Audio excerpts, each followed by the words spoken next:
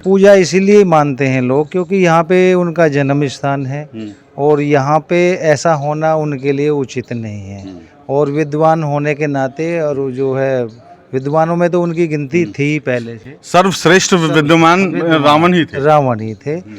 ये शिवलिंग जो है जब सृष्टि नहीं थी जब का ये शिवलिंग है। ये विश्वेश्वरवा की ससुराल तक जाती थी मेरठ, और विश्वेश्वरवा ऋषि जो है गाजियाबाद दुधेश्वर मंदिर में पूजा करने जाते थे। तो इसी गुफा के द्वारा इसी गुफा के द्वारा जाते थे। अब तो दोस्तों आज दशहरे का दिन है और हम पहुंच चुके हैं रावण के गांव, जो दिल्ली एनसीआर के में पड़ता है। और इस जगह का नाम है बिसरख और यहाँ रावण का मंदिर है। रावण को देश नहीं पूरी दुनिया जानती है और राम कथा रावण के बिना अधूरी है। तो हम आपको लेकर चलते हैं रावण के मंदिर। रावण का एक इकलौता मंदिर जो कि बिसरख में है और एक मंदिर जो श्रीलंका में है। भारत में सिर्फ ये एक ही मंदिर है और हम आपको इस मंदिर का दर्शन कराएंगे। इस मंदिर के बारे में आपको पूरी व्याख्या बताएंगे कि किस तरीके से ये मंदिर बना, किसने बनवाया और इस मंदिर के अंदर रावण की पूजा होती है या किसी और भगवान की पूजा होती है। तो हम आपको लेके चलते हैं इसी मंदिर में। तो दोस्तों ये मंदिर का मुख्य द्वार है जहाँ दशानंद रावण की प्रतिमा लगी हुई है और तमाम घंटे हैं और तमाम भगवानों की यहाँ प्रतिमाएं हैं।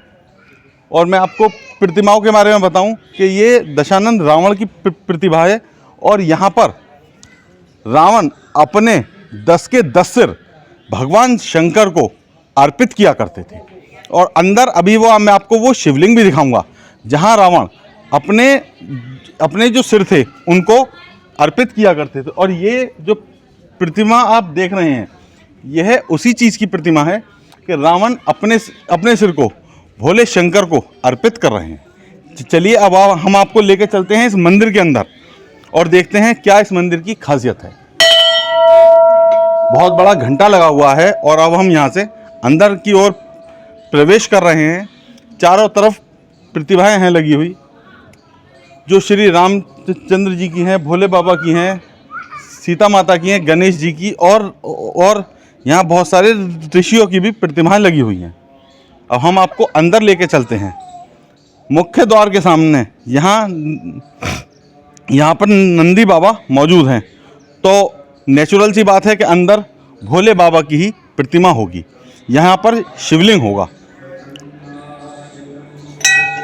और दोस्तों ये देखिए रावण की एक फोटो यहाँ पर रखी हुई है जिससे ये प्रतीत होता है ये रावण का मंदिर है। और अंदर जो शिवलिंग आप देख रहे हैं ये वही शिवलिंग है जिस पे रावण अपने 10 के 10 सिर जब शंकर भगवान की पूजा किया करते थे तो पूजा के बाद यहाँ पर अपने 10 के 10 सिर अर्पित किया करते थे, तलवार से काटकर यहाँ पर चढ़ा देते थे और भोले बाबा के आशीर्वाद से उनके 10 के 10 सिर फिर वापस आया करते थे। चलिए हम इस मंदिर के चारों ओर प्रांगण में घूमेंगे। ये मंदिर जो है कई सदियां पुराना है। प्रतिमाएं हैं और यहाँ से ये वही शिवलिंग है कि जो रावण के पिता विश्वकर्मा जी ने इस शिवलिंग को यहाँ पर स्थापना की थी। और यही वो प्रांगण है पूरा जहाँ रावण आकर हवन किया करते थे, पूजा किया करते थे। और यहाँ से अब हम इस मंदिर के और ये रावण की गुफा है। रावण के पिताजी, रावण के जो पिता थे। अच्छा, रावण के जो पिता थे ये जो शिवलिंग है ये उन्होंने स्थापित करवाया था। ये पौराणिक ही है, वो यहाँ पे पहले से ही पूजा करते थे। क्या नाम आपका? मेरा नाम सुरेश यादव है, मैं यहीं का स्थानीय निवासी हूँ। अच्छा, क्या प्राथमिकताएं हैं इस मंदिर की?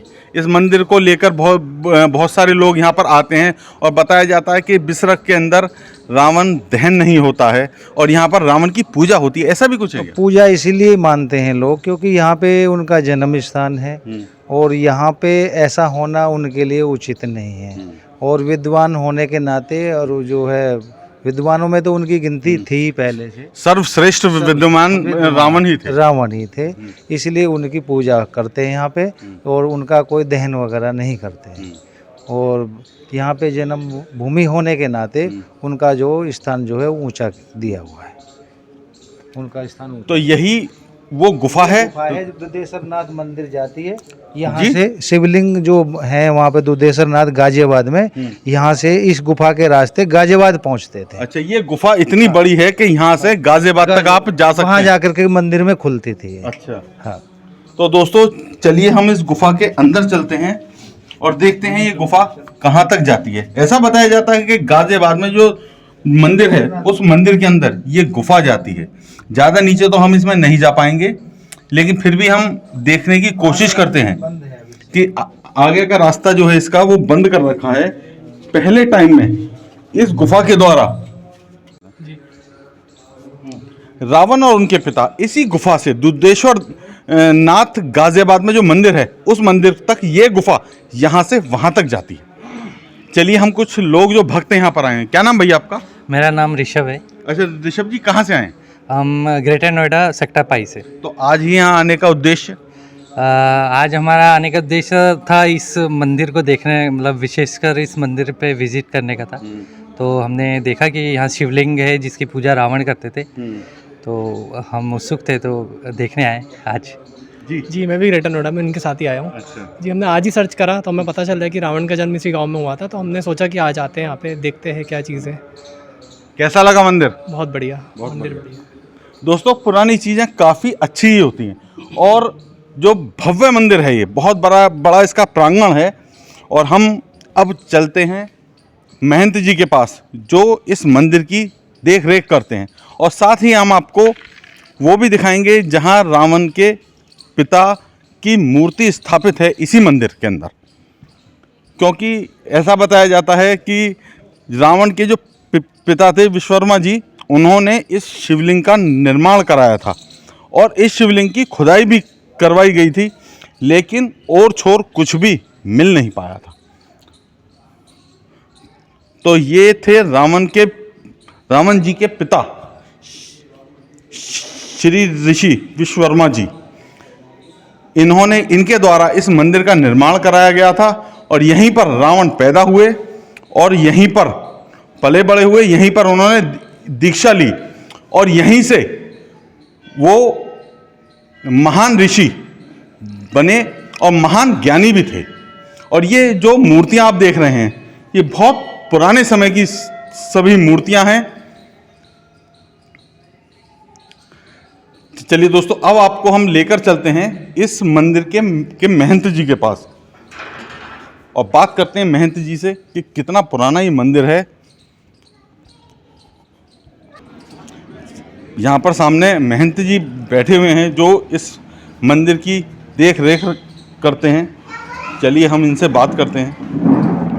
नमस्कार महंत जी, क्या नाम आपका? महंत रामदास जी। तो महंत जी, कब से आप इस मंदिर की देख रेख कर रहे हैं? मुझे 30-35 साल हो गए हैं यहाँ पर रहते, देखभाल करते हुए। अच्छा, किन किन कारणों से ये मंदिर मशहूर है? क्या रावण यहाँ पर पूजा किया करते थे, यहीं पर रहा करते थे? ब्रह्मा जी के पुत्र थे पुलस्त मुनि के विशेषरवा। ये विशेषरवा ऋषि की भी जन्मभूमि है। और रावण, कुंभकर्ण, कुबेर, विभीषण, इनकी सबकी जन्मभूमि है ये। और इसी शिवलिंग पे जो है ना रावण ने पूजा करी है, इसी पे जो है ना 10 सिर काट के चढ़ाए हैं, इसी पे से वरदान मिले। कुबेर ने बहुत बड़ी तपस्या करी है इसी शिवलिंग पर। इसी से। अच्छा, कितना पुराना होगा लगभग शिवलिंग ये शिवलिंग जो है जब सृष्टि नहीं थी जब का ये शिवलिंग है। स्वयं ब्रह्मा जी और पुलस्त मुनि ने स्वयं प्रकट कराए। स्वयं प्रकट। अच्छा, ऐसा भी सुनने में आया कि यहाँ पर इस शिवलिंग की खुदाई की गई थी। हाँ, चंद्रशेखर के टाइम पे जो है खुदाई हुई थी, शंकंक वगैरह निकला था, तो वो चंद्रशेखर जी ले गए थे इसको, उसके बाद में फिर बंद कर दिया था। अच्छा, क्या पता लगा ये शिवलिंग की गहराई कितनी है? नहीं, कोई पता नहीं लगा। 20-25 फुट गहरा खोदा गया था, उसके बाद बंद कर दिया था। दोस्तों, हमने जो अभी आपको शिवलिंग दिखाया, इस शिवलिंग के आसपास 20 से 25 फीट तक गड्ढा किया गया, तब भी इस शिवलिंग की जो जड़ थी वो नहीं दिखाई दी। और इस मंदिर के बारे में क्या जानकारी है? और मंदिर के बारे में क्या, अच्छी जगह है भगवान की। अच्छा, जगह। इसमें जो गुफा है उसके कुछ उसके बारे में बताएं। ये विशेषरवा की ससुराल तक जाती थी, मेरठ। और विश्वेश्वर ऋषि जो है गाजियाबाद दुधेश्वर मंदिर में पूजा करने जाते थे। तो इसी गुफा के द्वारा जा इसी गुफा के द्वारा जाते थे। अब तो जो जगह जगह बंद हो गई है, और इसी गुफा के द्वारा जाते थे सब। तो ये है रावण जी का मंदिर जो भारत में बिसरख में स्थित है और यही इस मंदिर का इतिहास है।